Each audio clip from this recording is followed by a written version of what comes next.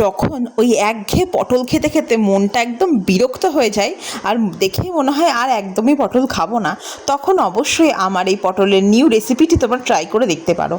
আমি তোমাদের কথা দিলাম এটা একদম তোমরা চেটে পুটে খাবে। তো প্রথমে কি করতে হবে, আমি চিংড়ি মাছ নিয়ে নিয়েছি, সেটাকে ধুয়ে নুন হলুদ মাখিয়ে রেখেছি। আর পটলটা দেখো এরমভাবে আমি কেটে রেখেছি।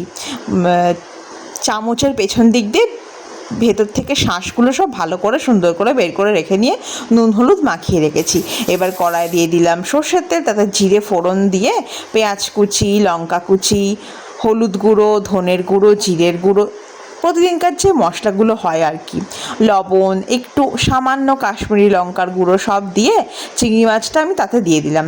দিয়ে এবার কি আর একটুখানি টমেটো কুচি দিয়ে দিলাম, দিয়ে একটুখানি সুন্দর করে নাড়িয়ে ছাড়িয়ে মাঝারি আছে সামান্য একটুখানি জল দিয়ে বেশ পুরটাকে মাখা মাখা করে নিলাম। তারপরে অবশ্যই শাহি গরম মশলা একটুখানি ছড়িয়ে দিলাম। আমি না গরম মশলাতে শাহি গরম মশলা ছাড়া আর অন্য কিছু দেখতেই পারি না, আমার এত ভালো লাগে শাহি গরম মশলার ফ্লেভারটা। আর অবশ্যই একটুখানি বাইন্ডিংয়ের জন্য সামান্য একটুখানি 1 চামচ মতন বেসন দিয়ে দিলাম। ব্যাস, এবার পুরটা একদম রেডি। যাদের না জ্বর সর্দির মুখে এই পুরটাই গরম গরম ভাতে যে এত ভালো লাগে, মুখ পুরো ছেড়ে যাবে। তো যাই হোক, পুরটা তো আমার একদম রেডি হয়ে গেল। এবার পুরটাকে ঠান্ডা করার পালা। এইবার কড়াইয়ে আবারও তেল গরম করে পটলগুলোকে আমি বেশ একটুখানি সুন্দর করে ভেজে নেব, এপিট ওপিট করে, খুব লাল লাল নয়, মাঝারি ভেজে নেব। আর আমি কেমনভাবে পটলটাকে কেটেছি সেটা চলো তোমাদের সাথে একবার দেখাই।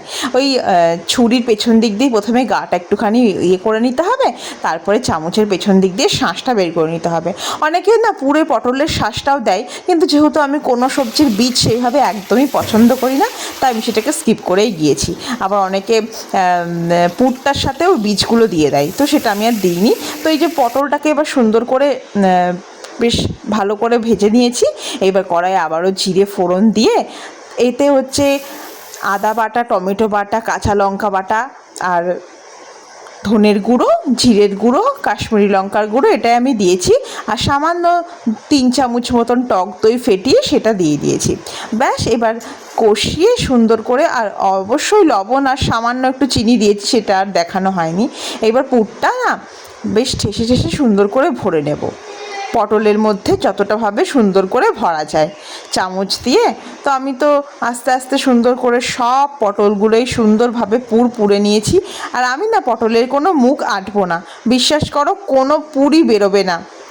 আমি রান্নাটায় তোমাদের দেখাবো, কারণ যেহেতু ঝোলটা একদম অল্প অল্পই থাকে, সেহেতু না বেশি জল দিলে আবার পুর বেরিয়ে যাওয়ার টেন্ডেন্সিটা থাকে। কিন্তু যেহেতু একদমই মানে কম ঝোলটা একটু গ্রেভি গ্রেভি থাকে, সেহেতু না একটু কম আছে, এদিক ওদিক হালকা করে আস্তে আস্তে করে খুন্তি দিয়ে কিছুক্ষণ পর পর একটুখানি এপিট ওপিটটা নাড়িয়ে নিতে হবে।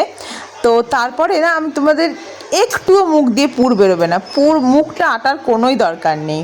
ব্যাস, ঝিমে আছে একটুখানি সিদ্ধ হলেই পটলটা একটুখানি বারবার একটু দেখে নিতে হবে, একটু উল্টে পাল্টে রাখতে হবে। তো আমার মনে হচ্ছে একদম তেল ছেড়ে দিয়েছে পটল, আমার চিংড়ির পুরভলা পটল একদম রেডি।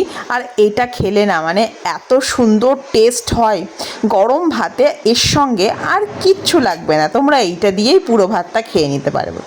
তো তারপর ওই যে সবার লাস্টে একটু শাহি গরম মশলা দিয়ে দিলাম, আর রান্না আমার একদম রেডি।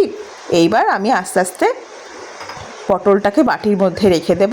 আর দেখো, একটুও কিন্তু কোনো চিংড়ি মাছের কোনো কিচ্ছু বেরোয়নি, যেরকম আমি পুর ঠেসে ঠেসে ভরে রেখেছিলাম ঝোলটা কিন্তু সেরকমই রয়েছে।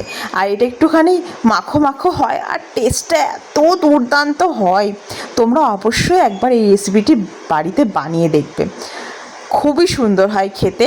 আর পটলের এই নিউ রেসিপিটি তোমাদেরকে কেমন লাগলো?